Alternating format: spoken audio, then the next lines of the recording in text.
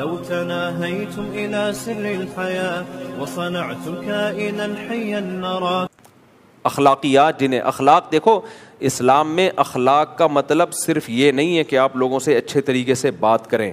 آج کسی نے مجھ سے پوچھا، ابھی کی بات ہے، بیان شروع ہونے سے تھوڑی دیر پہلے امریکہ سے ہمارے ایک ریلیٹیو کا فون آیا. انہوں نے کہا بھائی میں نے ایک تفسیر پڑھی، میں تو بہت پریشان ہو گیا وہ تفسیر پڑھ کے.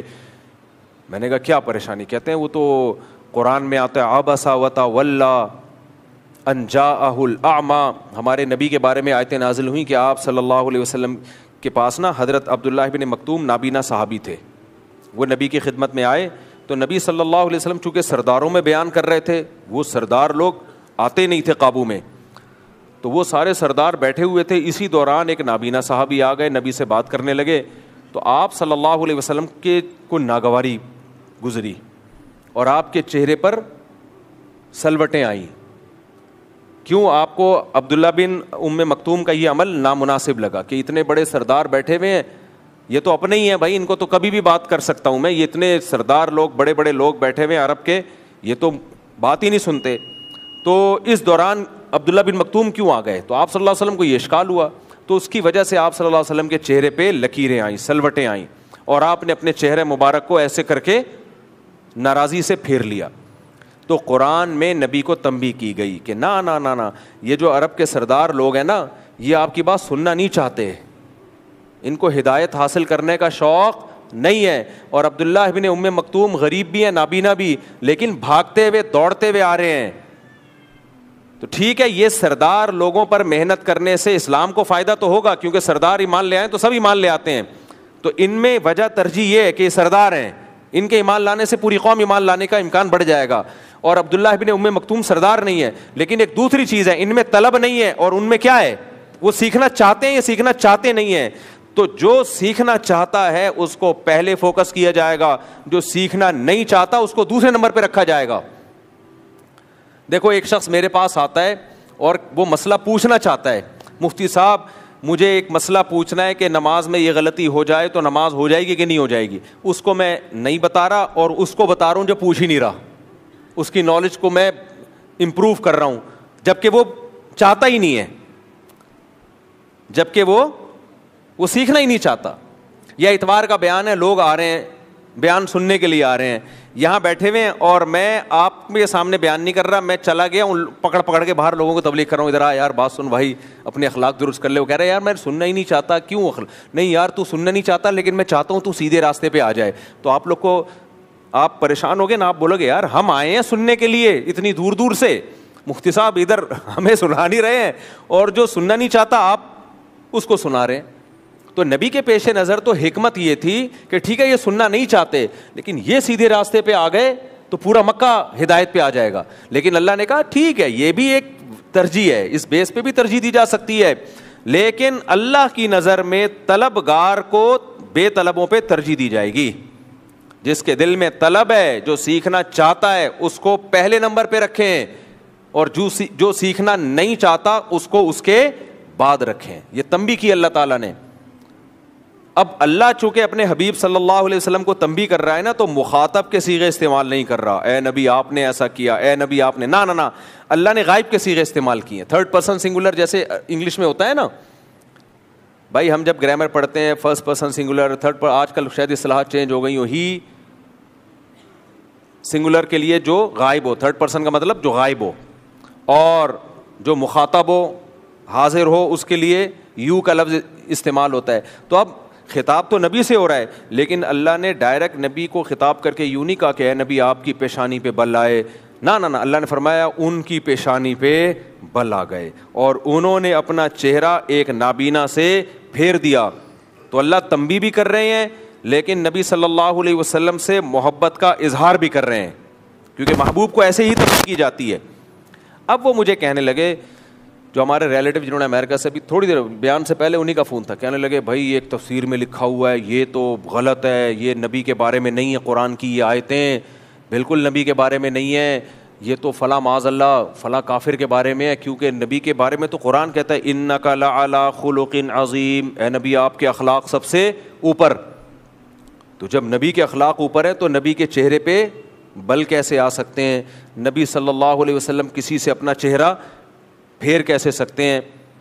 تو میں نے ان کو کہا بھائی یہ اخلاق کے منافی نہیں ہے یہ چیز. جو بہت با اخلاق ہوتے ہیں ان کو بھی کبھی غصہ بھی آ سکتا ہے, کسی بات پہ ان کو ناگواری بھی ہو سکتی ہے. آپ کے نظر میں اخلاق کی ڈیفینیشن ہی غلط ہے, تو اس کی بیس پہ تفسیر ہی پوری چینج کر دی. بھائی یہ کیا بات ہوئی یار, یہ تو سارے مفسرین حدیث سے یہ ثابت ہے یہ نبی مراد ہے اس سے. تو انک لعلی خلق عظیم کا مطلب یہ نہیں ہے کہ آپ کبھی غضبناک نہیں ہو سکتے, آپ کبھی کسی سے چہرہ نہیں پھیر سکتے. یہ اخلاق کا تو ہمارا بنایا ہوا تصور ہے. ہمارے نبی تو میدان جنگ میں تلوار لے کے بھی نکلے کہ نہیں نکلے ہیں بھائی؟ آپ تو میدان جنگ میں تلوار لے کے بھی نکلے, لڑائی کی ہے آپ نے میدان جنگ میں, اور آپ صلی اللہ علیہ وسلم نے شرعی حدود بھی نافذ کی ہیں.